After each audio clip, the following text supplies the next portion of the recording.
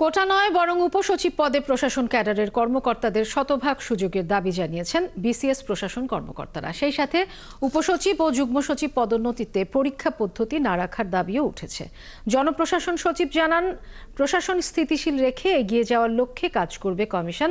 চলতি সপ্তাহে বৈঠক হবে অ্যাডমিনিস্ট্রেটিভ অ্যাসোসিয়েশনের সাথে। শারমিন নীরা রিপোর্ট।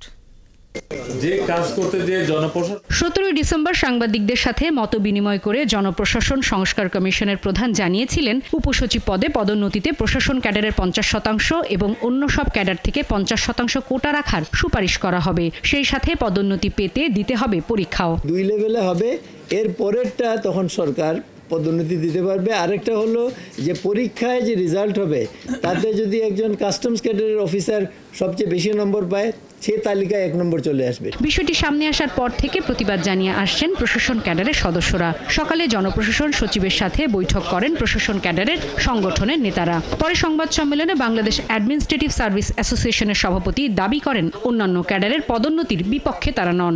আমরা কিন্তু কোনো ক্যাডারকে প্রশাসন ক্যাডারের পক্ষ থেকে আন্ডারমাইন করছি না। যার যার অবস্থান থেকে যার যার ক্যাডার পদ থেকে তারা উপরের দিকে ওঠার যে সুযোগ আছে, তাদের সুযোগটা অবারিত আছে। সেই জায়গা থেকে আমরা কখনোই কারো বিরুদ্ধাচরণ করছি না।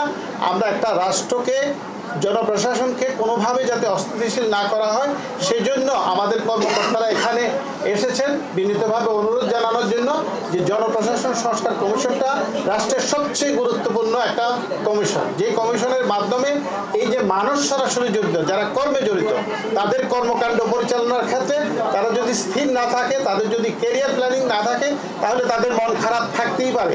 জনপ্রশাসন সংস্কার কমিশনের সদস্য সচিব ও জনপ্রশাসন সচিব বলেন, কয়েকটি মৌলিক বিষয় নিয়ে ভুল বুঝাবুঝি হচ্ছে। বিষয়টি এখনো খসড়া পর্যায়ে আছে বলেও জানান তিনি। সবাই যাতে বেনিফিটেড হয়, সবাইকে 100% করা যাবে না, কিন্তু দূরত্ব কমিয়ে এনে যেই কথাগুলো বলা হচ্ছে, অথবা এগুলো তো এখনো শেপই নেয় নাই, শেপ নেবে।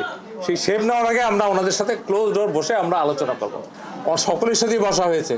এখন এনাদের সাথেই অ্যাডমিনিস্ট্রেটিভ আসলে একা আলাদা বসা হয়নি, সেই বসাটার ক্ষেত্র হয়েছে, সুযোগ হয়েছে, বসা হবে। 31 ডিসেম্বর পর্যন্ত জনপ্রশাসন সংস্কার কমিশনের কাছে যে কেউ সুপারিশ দিতে পারবেন বলেও জানান সিনিয়র সচিব। আমরা বলবো যে অনেকগুলো বিষয়। শারমিন নীরা, 71, ঢাকা। এবং